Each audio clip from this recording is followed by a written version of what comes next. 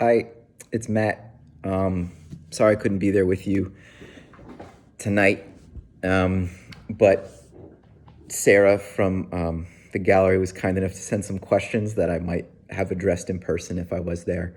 So this is just me in my studio. This is my first time reading these questions, so I'm going to try to be fresh about it. So let me read the first one. Can you explain the importance of sourcing paper? Where do you look source for the paper, and what comes first, the paper or the idea for a piece? That's a good question. Okay, let me take this part by part. Can you explain the importance of sourcing paper? Sometimes,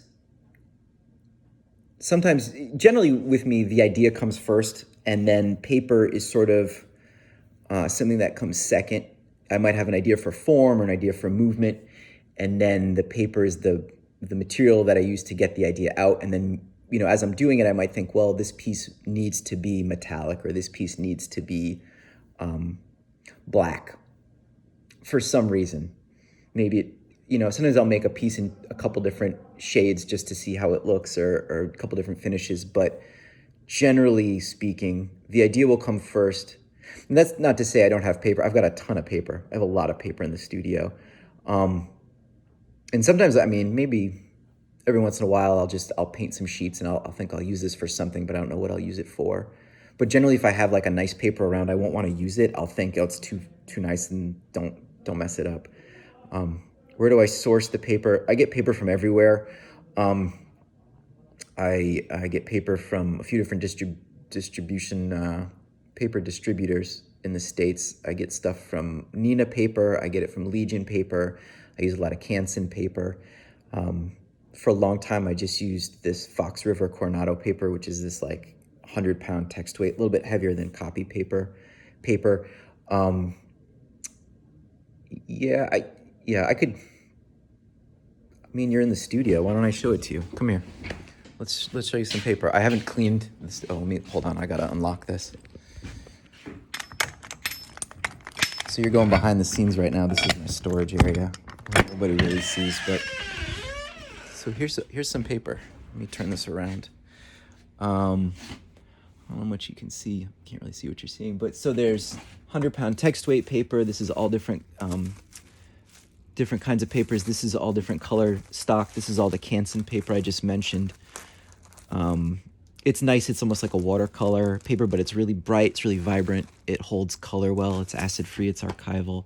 Here's some metallic and iridescent blues. This is 80-pound cover, so this is a little bit heavier than, it's like a cardstock, basically. Again, everything I do is acid-free. It's archival. It's going to last. Here's some gunmetal, some reflective papers. Here's some more metallics, some blues and silvers. Here's some silver and some prints down below. And then sometimes I just get, this is stuff I did from when I've worked at Tamarind. So these are like, these are lithos. Just some really beautiful stocks that I just don't want to use yet. I don't know what I'm going to use them for. I made a series with them, but I just had some left over. There's a bunch of art in storage. There's some other pieces set to go out. Well, while I have you, why don't I show you some more of the studio? So this is some stuff I'm working on now. This is a green piece that's headed out, I believe, to New York very soon. Here's some other work that's happening. This is a Omoplata 27, I think. Some framed work ready to head out. This is something my daughter's putting together. She's 7, and this is her space to make work back here. This is for a top secret project I can't talk about right now. Some other stuff in the studio. We're actually moving studios in about a couple weeks. This other work headed out right now. So we're kind of a little bit, I'd like to say it's messier than normal, but it's actually not. This is pretty much what it looks like. Here's a piece I'm working on now for a client. Some old test pieces. Okay, sorry, I'm gonna get back to your question here. So the paper or the idea. Generally, the idea comes first. Okay. So there's so much complexity in your folding methodology. Before you compose, Oh, thank you, first off. Before you compose the concept of a piece on the computer, do you have a fold in mind, and do you test out different possibilities of folding before you compose a piece in your head? So like several questions. Before you compose the concept of a piece on the computer, do you have a fold in mind? Sometimes. Generally speaking, when I make a piece, it usually starts with sketching. I have several sketchbooks, in the studio at my house, in my bag that I carry everywhere, in my car. And, at any point, I'm just thinking about form or thinking about pattern. I'm working on a piece right now where I can show you the piece. It's kind of in between sketching and being made. So, like, the shape might look like, this shape looks like this, right? So, in my mind, I've done these pieces using these S curves before, but here, let me set this down. Put this on my computer. Maybe easiest. Here, so you can see that kind of maybe. So in the past, I've done these sort of S curve shapes, but I have the S just be sort of centered in the design here, and the line that breaks it would just be in the middle. And I thought, what if I offset that, or what if I actually make that at an angle? And so I've sort of subdivided this square. When they come together, it's going to become an octagon. But it kind of gives me a little bit of more variation of how I can use this tile unit. And so in my sketchbooks, what I might do is draw out, this shape, and then, array it 4 times. So I get sort of 4 options of what this curve would look like. And then I mirror those. So I actually have 8 sets. And then it's a question of like, well, those 8 forms, if those are my ingredients, what does this meal look like, right? Like, so I can combine them. So maybe it's like 1, 2, 3, 4, or maybe it's like 1, 4, 4, 5. I don't know, whatever that permutation looks like. And so I use my sketchbooks as a way to figure out what that composition might look like. When I think of working in paper, it might be sort of a way of sketching, but dimensionally. And that's important to me as well, that I can take, I can just come in the studio here and just grab whatever, it's all scrap paper here. So like take a sheet, and just start folding or moving it around and manipulating it and making gestures and trying to find form. So sometimes it starts with drawing, and sometimes it starts with using paper and just sort of finding those curves. And generally I have an idea of what I want a thing to be or to look like.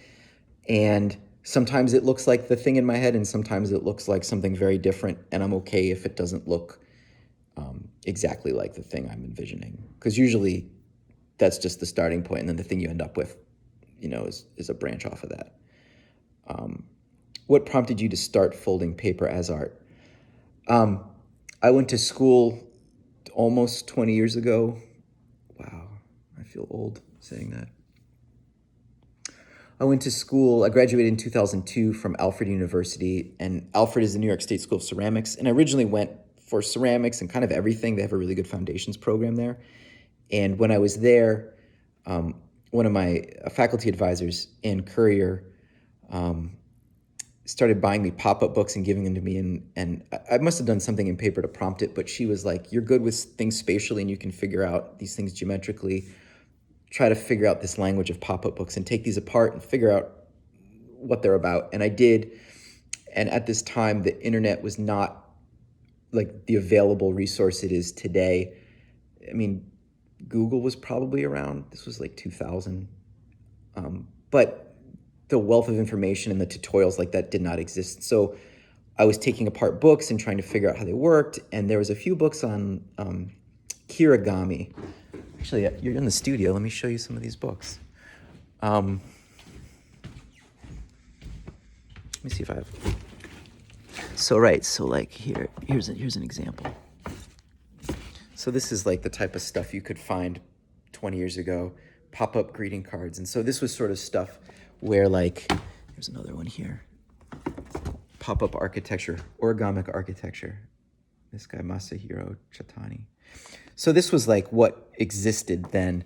And these books, here, let me flip this down. And these books would have like cut patterns for how to do different shapes and designs. And I went through this and I kind of tried my hand at most of this stuff to try to figure out how to do like slice forms and whatnot. I don't know if you can see that. I hope you can. So I started taking apart these books and figuring it out and sort of found my way through paper. And I loved paper because it was an immediate material.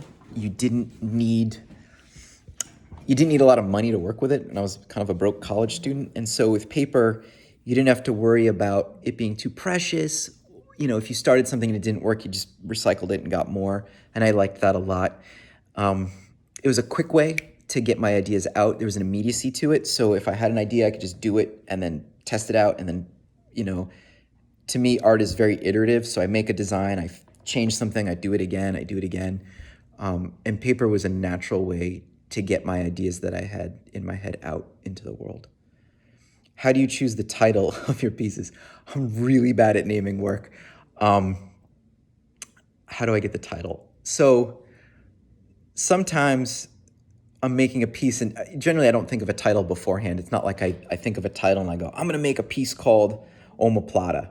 Like, my brain doesn't work that way. That's like driving a car in reverse. Usually I make the piece and then I sort of sit with it and I think, well, what is this piece telling me, or where does this take me? And I usually have like a running list in a sketchbook of things my daughter says or ideas I've had, or maybe I do kind of have the title in that sense, but I don't know the piece yet. I don't think about it at the same time, but like I was making a piece like the Omoplata series, and it's these series of interlocking curves that kind of join each other and create these sort of patterns that to me look like typography. They almost look like serifs on letters.